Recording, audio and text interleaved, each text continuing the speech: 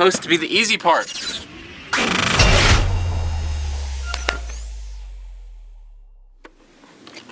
Welcome back, everybody. It is about a week later and it's time to get this done.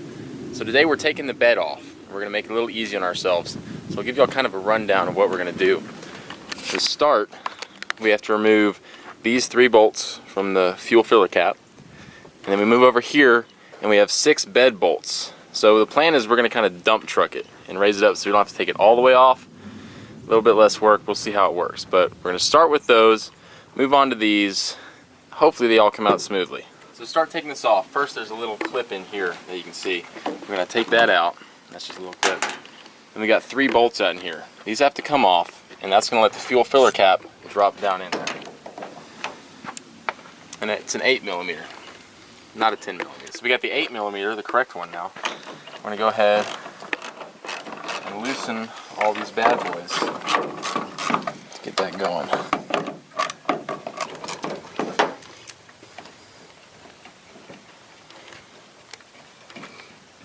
And number 3. Now pulling these out, these are a little dirty. So we're gonna clean these up before we put them back in. Just make it go a little better. I don't know if y'all can see that. There's some dirt caked up on there, which I mean I'm not too surprised. But now the fuel filler cap, that whole neck is loose. So we're gonna be able to pull that out when the time comes. So now we're gonna move on to the bed bolts. We're gonna get those unscrewed, and then we should be able to dump truck the bed up here. Moving on to the bed bolts. Now these are all T50s, so they're little star bolts. So you don't have to do anything to the bottom. I've already broken these 2 back here loose. Lots of WD-40. Lots.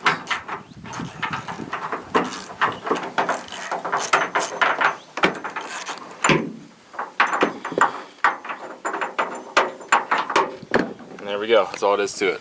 Now if you live in northern states where there's salt on the road and stuff, these seize up a lot. So they might give you a little trouble. Down here in Texas, we don't really have that problem.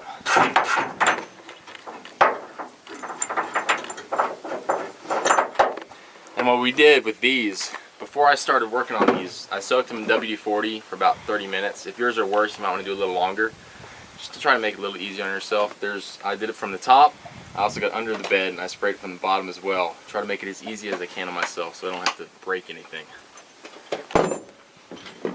So now I'm going to get back here to these back ones, which since I have a toolbox, is not fun. Nope. So the back ones are right there, right that one, and you got that one back there.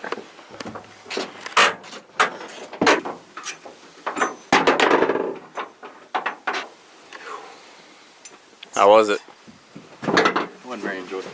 Alright, so now we're going to get the other 3 of these, and then we're going to be able to try to dump truck the bed a little bit to be able to get back there and disconnect the disconnect the fuel filler cap, and then we can hopefully get that new sending unit put in.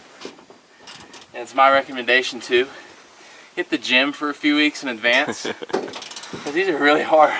This is your workout. Yep. Upper body strength for the day.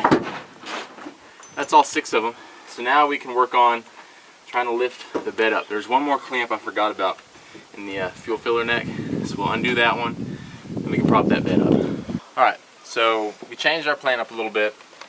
So we're going to try to snake the fuel filler neck down to the little opening we have in there. So I'm going to get under there, we're going to drop the fuel tank, make it a little easier for us to work on. Disconnected the overfill hose as well. Now we're getting under there, going back to the 13mm. I'm going to drop the tank. Hopefully we'll be able to slide everything out like it should.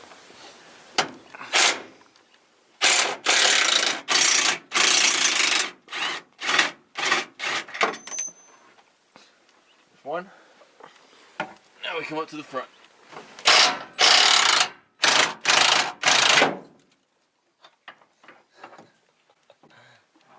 I want to get out under there. Yeah. I think hopefully we can snake it back in there. You know what, we're just gonna go for it. What do you mean go for it? We're just gonna go for it, bro. Okay. Take that bracket off. Now, try to snake through. So now plan, I'm gonna undo the front, try to drop the whole thing down. Which means I need your help. So that means I can't film. We'll make it work. I'm gonna crawl into the back. Okay. Now you want it all the way out, right? All the way out. Yeah. Pull out. Okay. Yeah, not that. Can you get under and help? Hold it up. Yep. Okay. Go. We're all good. Okay. Okay. Good. I'm good. Okay. There's a little clip right here. Can you undo it? The gas tank is on the ground now. Forgot to do the front up there. Whoops. But now we can undo those and slide it out and then figure it out. This is not the safest way of doing it. Just keep that in mind. So we got the fuel tank dropped finally in the least graceful way we could, but hey, we got it down. Left the fuel filler cap on. We might end up taking some stuff off to put it back up. We'll just see what we can do. So now we get to the fun part, the meat of the business. We gotta take the sending unit out, the old one, which is this part right here, put the new one in. Now when you're doing that, clean up the surface around it before you take it out. You want to minimize the amount of dirt that you have falling in there at your gas tank. So I just poured some water on here. I'm just cleaning everything up to try to get the least amount of dirt and stuff in that gas tank as we possibly can. So now I'm going to start removing some of these fittings. So this one right here, you can see it's got a kind of a locking thing on there. Just pull that pin out and push it through a little bit.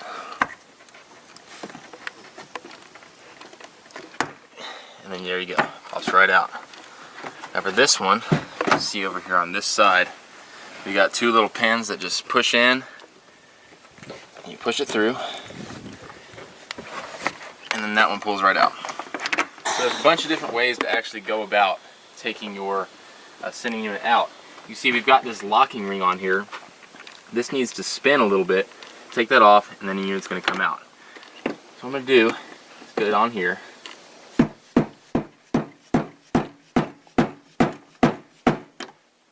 And hammer away at it.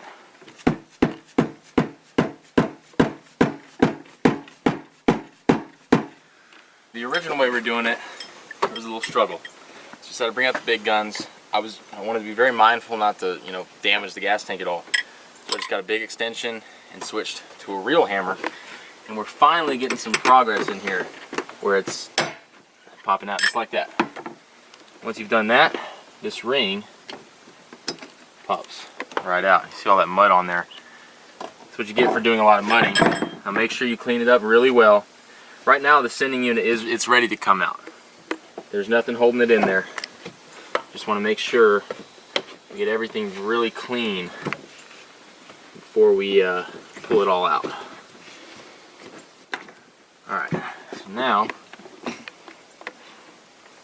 going to go ahead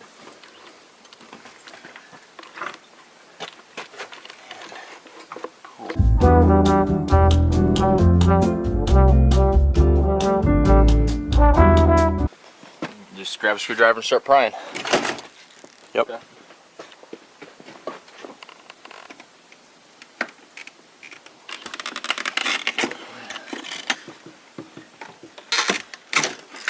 Voila. So that, ladies and gentlemen, There's going to be a whole bunch of residual fuel in there, so just dump that back out in the tank. And there we go. If you look right here, this is the whole problem we were having. You see a little bit of corrosion on there. And what happens basically is that just shorts out. So you got to pull everything out and get a new sending unit to pop back in there. Now for reference, my truck has about almost 130,000 miles on it. So this isn't, a terribly common problem, but at the same time, it's not a terribly uncommon problem. So at some point you might run into it. There can be a couple things that'll cause this. So it has a check engine light that comes on, basically says fuel level like A sensor, it's not reading right. So it could be a problem in the cluster itself or some wiring in between. A lot of times that check engine light though, That's, you know, it's going to be your sending unit. So I took it to Ford. They did verify that. I wanted to make sure that's what it was before I started digging in here and doing all this.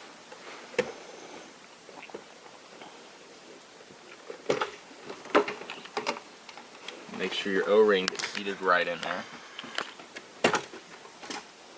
Now it is a little springy, so you got to push down on it, and you can see it does fit down in there like it's supposed to. There we go. So we got it started. So now we just gotta hammer it back into place.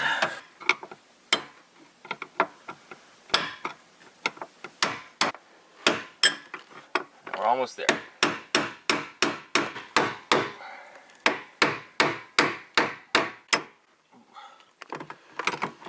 Almost there. We're trying to get, there's these little white lines here. We're hitting them so they line up with each other. Alright. We are good.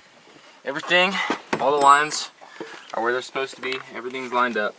So now it's time to hook all the connectors back up. Okay. Hey, baby.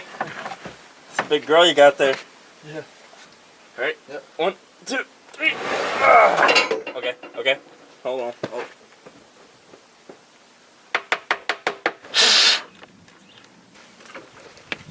This is supposed to be the easy part.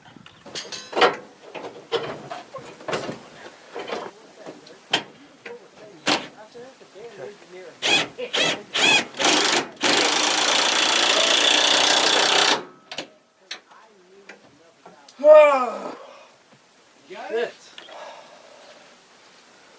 Does that work? Screw jail. Huh? Screw jail. Make people do this.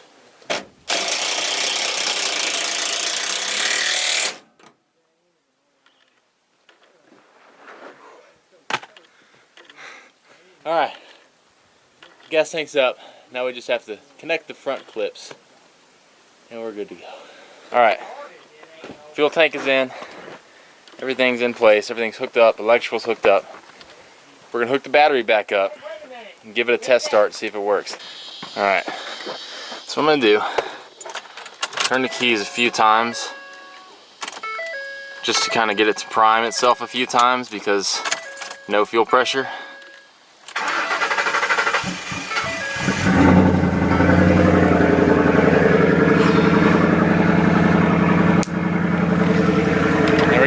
Worked all the air out of the system. Seems like it's running just fine now.